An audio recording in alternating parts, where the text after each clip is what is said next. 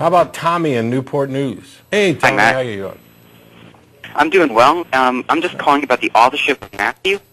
Last week you mentioned that Matthew is anonymous, and I just want to note for you that Tacitus's annals are also anonymous.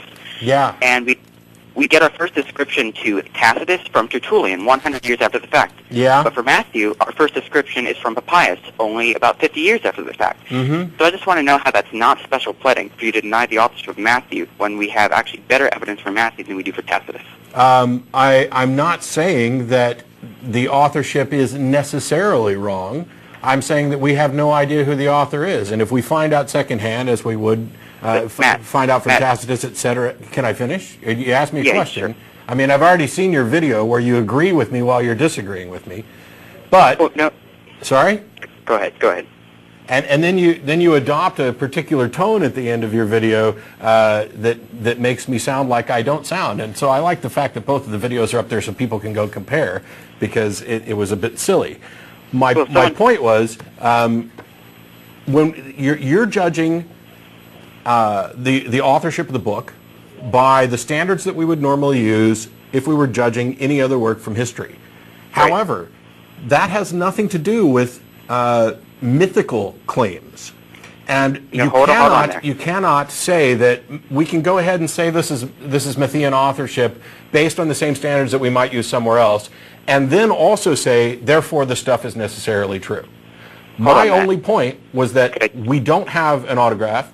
We don't know who the author is. The names were ascribed by the church, and there are reasons to believe that Matthew wasn't the author, because there's no reason for an eyewitness to rely so heavily on other accounts. Matt, could I just address that real quick? Sure. You mentioned that it was mythical, but I just want to note here that Matthew is actually ancient bioi, and that's become the consensus since Richard Burridge authored his book, What Are the Gospels? And that's how the Gospels are actually biography, and they're intended to be history. They're not midrash. They are intended as historical documents. And how many other history books do we consider true that talk about zombies? I'm sorry, but this is a presupposition against miracles you're making, and you're going on a human argument. No, it's not a presupposition against miracles. Yes, it is. No, it's not. What it is how do we determine whether or not a particular claim is justified? Even if Matthew wrote the book, and it was written by an eyewitness, that still doesn't mean that the events actually happened. Hold on, Matt. We said even if it was written by an eyewitness, that doesn't mean it actually happened. But here, I think, why doesn't it mean it happened? Because it mentioned zombies, quote unquote. Yes, there are people living today who you can walk over and go talk to, who will tell you about their experience of being abducted by aliens. Would you believe them? Actually, the experiences with aliens, almost all of them, or at least all I've investigated, come from later hypnotic accounts, and they are actually using hypnotic suggestion onto them. So it is not at all similar, because Jesus was not a hypnotist. So you're saying there are no accounts, no testimonials that aren't the result of something like hypnosis? Not of alien abductions, no, sir. Okay, well, I'm sorry, but you're just wrong. You're making yet another broad-based claim that there are no one of these. You've done this several times. I mean, an example to the contrary, though. I gave you a hypothetical. What about... Stop.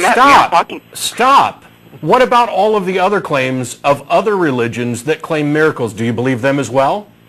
No, sir, because the evidence is totally different. Now, you might refer to... No, the evidence is not different. Could you provide me an example? The Quran? No, the Quran was not written by an eyewitness. It does not include miracles. Actually, the miracles are found in the Hadith, and even Muslim scholars dismiss the Hadith. Miracles are not found in the Quran. Really? Really. Okay. So you can't provide me an example, can you? Off the top of my head, can I provide you an example? No. Well, you seem to you claim to know the information well, but you can't provide me examples. And your entire denial of the I don't have to provide you examples of other religions. I'm talking about what standards of evidence I would use in order to determine whether an account is believable or not. And an anonymous book, even if we think we might know who the authorship was, which is not necessarily the case, talking about miracle claims is not sufficient evidence to believe the claim. Why not? Because why should it be? I heard from some guy, or you tell me that this happened to you, and I have no other evidence other than your word that this happened, it's not sufficient to believe that. If you use that as a standard of evidence, you would be believing all sorts of contradictory claims and all sorts of unreal claims. It's much more likely if that is an made acceptable standard of evidence for you, then it's not surprising that you find this stuff convincing.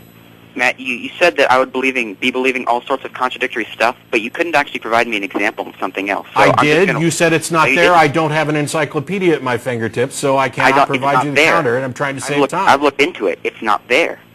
It's not there. So please don't make claims that you cannot back up right here. I didn't make a claim. I asked you did. You said I'd be believing contradictory things. You have not been able to back that up. I said if you used that standard of evidence, you would be in a position to be believing contradictory claims. What other claim would I believe by this standard of evidence? What other claim? Last week, the angel Moroni appeared to me and told me that you were going to call the show. Do you believe me? No, I don't, and I can tell you why. Not? But I've got. But why not? You have nothing other than my claim. Can I finish the statement, please? Okay. The reason that I believe it because a popular theory to the resurrection is that the disciples lied about it, and this is refuted by social factors. That's not my theory. That's not my theory. I see no reason to address it. I know. I'm about to make an analogy. I'm about to make an analogy. Now, my theory on why you would say that is that you're lying for a specific purpose. Here we have a motive, and we don't have social factors like kinship to refute that. We don't have you dying for your belief, and we do have good attestation, but I'd rely mostly on kinship here. We don't have that kind of evidence, and so the evidence is far better for the disciples than it is for your claim that Moroni visited you last week. Far better. For those how is it better? I understand what you're saying about ulterior motives, etc.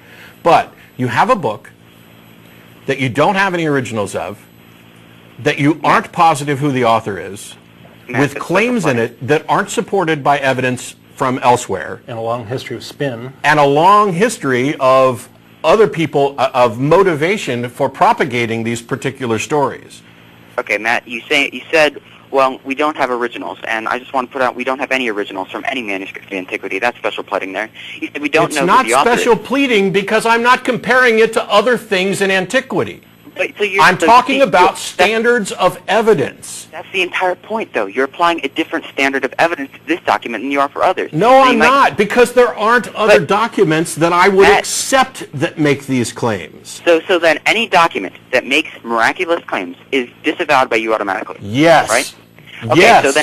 So then how can you claim to be an atheist based on the evidence if you're automatically going to dismiss every piece of evidence to the contrary based on the fact that I did not say I would dismiss every piece of evidence to the contrary. What I said was that if I would dismiss texts that made that claim, if there was additional supporting evidence, that's the point that I'm getting to, is how do we go about establishing whether or not a claim is supported by sufficient evidence to justify accepting the claim. Text alone, whether it's from an eyewitness or a purported eyewitness or somebody who knew an eyewitness, is not sufficient evidence for me and for, I don't know, a court of law or science or pretty much anybody who's not willing to believe anything they read. Text alone is not sufficient. If there were additional evidence that went along with it, that is worth considering. However, extraordinary claims require extraordinary evidence. If you tell me that your name is Tommy, I'm willing to accept that on face value with no other evidence required because, for one thing, it doesn't matter. It doesn't matter if your name is Bill or Steve or whatever. It makes no difference to me.